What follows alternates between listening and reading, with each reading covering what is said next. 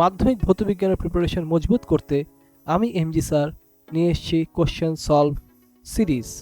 আজ আমরা আলোচনা করছি আলো চ্যাপ্টার থেকে মাধ্যমিকের বিগত বছরে যে প্রশ্নগুলি এসেছিল এই ভিডিওতে তা ডিসকাস করা হয়েছে। চলে যাচ্ছি প্রথম প্রশ্নের মধ্য দিয়ে সাদা আলো প্রতিসরণের ক্ষেত্রে কোন বর্ণের বিচ্যুতি সর্বাধিক? প্রিজমের মধ্যে দিয়ে যখন সাদা আলো যায় সেটি 7টা বর্ণের আলোতে বিশ্লিষ্ট হয়ে যায়। এই প্রক্রিয়াকে আমরা বলি বিচ্ছুরণ।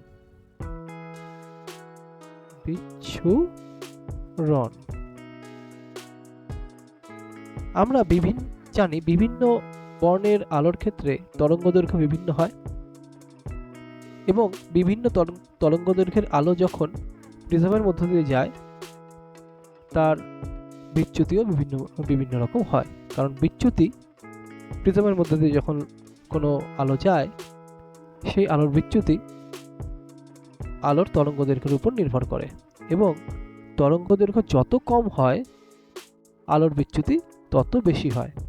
এখানে যেই অপশানগুলি আছে লাল, হলুদ, বেগুনি এবং সবুজ, তার মধ্যে সবচেয়ে কম তরঙ্গদৈর্ঘ্য হলো বেগুনি বর্ণের আলোর, তাই সঠিক উত্তর হবে বেগুনি। নিয়ে নিচ্ছি পরবর্তী প্রশ্ন। উত্তল লেন্সে ফোকাস ও আলোক কেন্দ্রের মাঝে বস্তু রাখলে প্রতিবিম্বের প্রকৃতি কি হবে? অপশন এ সদ ও অবশীর্ষ, অপশন বি অসদ এবং অবশীর্ষ, অপশন সি সদ ও সমশীর্ষ, অপশন ডি অসদ এবং সমশীর্ষ।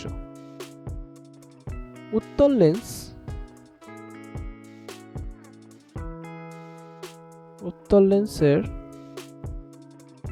আলোক কেন্দ্র এবং ফোকাস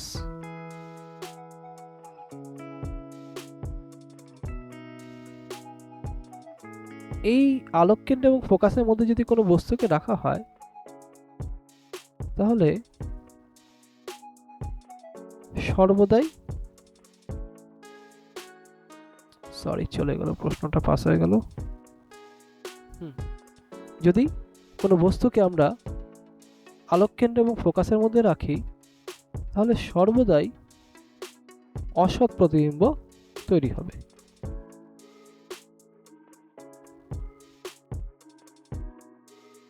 একটা আলো এভাবে যাবে, আলোক কেন্দ্র দিয়ে চলে যাবে এবং প্রধান অক্ষের সমান্তরালে যে আলোক রশ্মিটি আপতিত হবে তা ফোকাস দিয়ে যাবে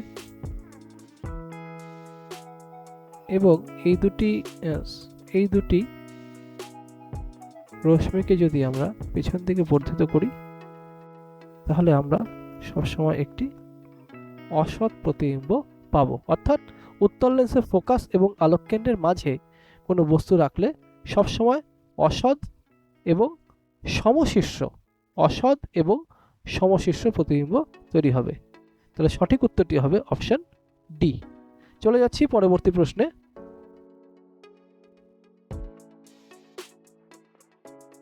প্রদত্ত কোনটির তরঙ্গদৈর্ঘ্য সবচেয়ে বেশি? অপশানগুলি দেখে নিচ্ছি। এক্স রশ্মি, গামা রশ্মি, অবলোহিত রশ্মি এবং অতিবেগুনি রশ্মি। অবশ্যই এখানে যে অপশানগুলি আছে তার মধ্যে অবলোহিত রশ্মির তরঙ্গদৈর্ঘ্য সবচেয়ে বেশি, সুতরাং সঠিক উত্তরটি হবে অপশান সি, অবলোহিত রশ্মি। আপতন কোণ 45 ডিগ্রি এবং প্রতিসরণ কোণ 30 ডিগ্রি হলে কৌণিক চ্যুতি কত?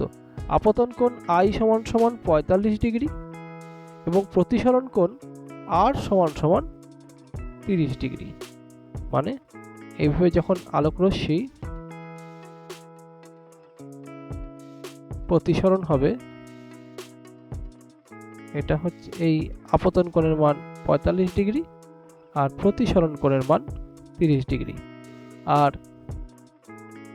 প্রতিসরণের ফলে আলোক রশ্মির বিচ্যুতি হয় I - R, অর্থাৎ 45 - 30 সমান হলো 15। সঠিক উত্তর হবে 15, অপশন বি, 15 ডিগ্রি। চলে যাচ্ছি পরবর্তী প্রশ্নে। উত্তল লেন্সের ফোকাস দূরত্ব ও বক্রতা ব্যাসার্ধ আর এর সম্পর্ক কি? উত্তর লেন্সের ফোকাস দৈর্ঘ্য এবং বক্রতা ব্যাসার্ধ। অবশ্যই ফোকাস দৈর্ঘ্য বক্রতা ব্যাসার্ধের অর্ধেক। সঠিক উত্তরটি হবে অপশন বি। চলে যাচ্ছি পরবর্তী প্রশ্নে। প্রদত্ত কোনটি তড়িৎ চুম্বকীয় তরঙ্গ নয়? অপশন এ রেডিও তরঙ্গ, ইহা তড়িৎ চুম্বকীয় তরঙ্গ। অপশন সি এক্স রশ্মি, এটাও তড়িৎ চুম্বকীয় তরঙ্গ। অপশন ডি অতিবেগুনি রশ্মি, তড়িৎ চুম্বকীয় তরঙ্গ। অপশন বি বিটা রশ্মি। বিটা রশ্মি প্রকৃতপক্ষে ইলেকট্রন কণার স্রোত, তাই ইহা তড়িৎ চুম্বকীয় তরঙ্গ নয়। সঠিক উত্তরটি হবে অপশন বি বিটা রশ্মি। পরবর্তী প্রশ্ন, বায়ু থেকে কাছে প্রতিসরণের ক্ষেত্রে আপতন কোণ ও প্রতিসরণ কোণের সম্পর্ক কি? বায়ু থেকে কাছে, বায়ু হচ্ছে লঘু মাধ্যম, বায়ু আর এদিকে থাকলো কাঁচ। বায়ু থেকে কাঁচ হলো ঘন মাধ্যম, বায়ু লঘু মাধ্যম, কাঁচ ঘন মাধ্যম। বায়ু থেকে কাছে আলো প্রতিসৃত হবে। এই দুই মাধ্যমের বিভেদ তলে একটি লম্ব এঁকে নিলাম। এবার এটা এই হচ্ছে আপতিত রশ্মি এও হলো আপতিত রশ্মি, এবং প্রতিসরণের পরে যেহেতু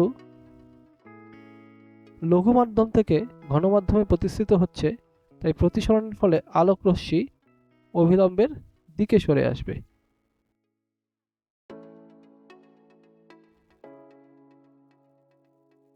θ1 যদি আপতন কোণ আর θ2 যদি প্রতিসরণ কোণ হয়, অবশ্যই এক্ষেত্রে আপতন কোণের মান প্রতিসরণ কোণের মানের থেকে অনেকটাই বেশি হবে, তাই সঠিক উত্তর হবে θ1 > θ2। চলে যাচ্ছি পরবর্তী প্রশ্নে। আলোকের প্রতিসরণের ক্ষেত্রে অপরিবর্তিত থাকে কোনটি? তরঙ্গ দৈর্ঘ্য, কম্পাঙ্ক, বেগ, নাকি কোনোটিই নয়? আলো যখন প্রতিসৃত হয়, অর্থাৎ এক মাধ্যম থেকে অপর মাধ্যমে প্রবেশ করে, তখন আলোর তরঙ্গ দৈর্ঘ্য পরিবর্তিত হয়, মাধ্যমের ভিত্তিতে আলোর বেগ পরিবর্তিত হয়, কিন্তু কম্পাঙ্ক কখনোই পরিবর্তিত হয় না, তাই সঠিক উত্তরটি হবে কম্পাঙ্ক, অপশন বি।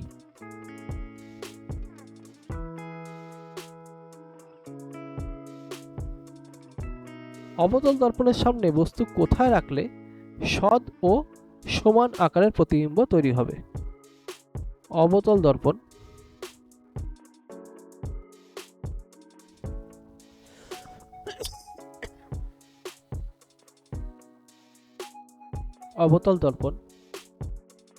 তার সামনে কোথায় রাখলে বস্তু সৎ এবং সমান আকারের হবে? সৎ মানে প্রতিবিম্ব হবে অবশিষ্য, সৎ প্রতিবিম্ব সবসময় অবশিষ্য হবে, এবং প্রতিবিম্বের আকার এবং বস্তুর আকার সমান হবে। একমাত্র বক্রতা ব্যাসার্ধে যদি বস্তু থাকে, সেক্ষেত্রেই বস্তুর আকার এবং প্রতিবিম্বের আকার সমান হয়, তাই সঠিক উত্তরটি হবে অপশন বি সি এ। সি মানে বক্রতা কেন্দ্রে। পরবর্তী প্রশ্ন, প্রদত্ত কোনটি তড়িৎচুম্বকীয় তরঙ্গ নয়? এ গামা রশ্মি, বি বিটা রশ্মি, সি এক্স রশ্মি এবং ডি অতিবেগুনি রশ্মি। এখানে অপশন বি বিটা রশ্মি হলো ইলেকট্রন কণার, বিটা রশ্মি হলো ইলেকট্রন কণা, তাই একমাত্র অপশন বি বাদ দিয়ে বাকি সবগুলি হলো তড়িৎচুম্বকীয় তরঙ্গ, তাই সঠিক উত্তর হবে অপশন বি। পরবর্তী প্রশ্নে চলে যাচ্ছি। কোন দুটি রাশির উপর প্রতিসরাঙ্ক নির্ভর করে? প্রতিসরাঙ্ক কোন দুটি রাশির উপর নির্ভর করে? এ মাধ্যম ও আপতন কোণ, বি মাধ্যম ও প্রতিসরণ কোণ, সি মাধ্যম ও আলোর রং, ডি মাধ্যম ও আলোর বেগ। কোনো মাধ্যমের প্রতিসরাঙ্ক মাধ্যমের প্রকৃতির উপর নির্ভর করে এবং সেই মাধ্যম দিয়ে যে আলো যাচ্ছে তার বর্ণের উপর নির্ভর করে। বর্ণ মানে তরঙ্গ দৈর্ঘ্যের উপর নির্ভর করে। তাই সঠিক উত্তরটি হবে অপশন সি।